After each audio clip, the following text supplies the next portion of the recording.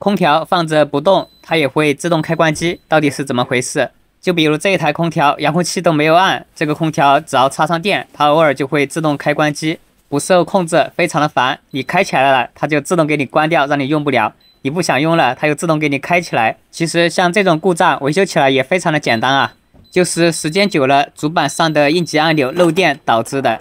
我们把空调前面的面板给它搬开，然后在这里可以看到有一个洞。这个洞里面就有一个开关，就是它的应急按钮，就是这个按钮受潮漏电导致的自动开关机故障。像这种故障维修起来也很简单，我们先将机器外壳拆开。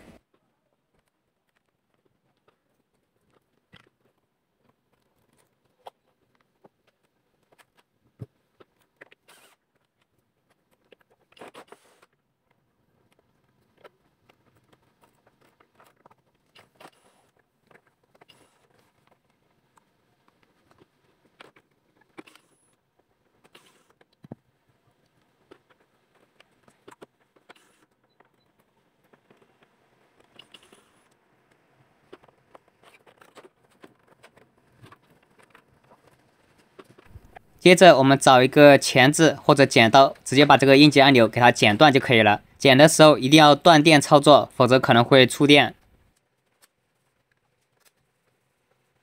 现在把这个按钮拆下来了，我们再接上电源试一下。接下来我们就等待一段时间，看会不会自动开关机。拆掉的按钮就不需要更换了，因为这个按钮很少有人用到。等了10分钟，一直不会再出现自动开关机的故障了，就是那个按钮坏掉了。装机测试也没有问题，这台空调就修好了。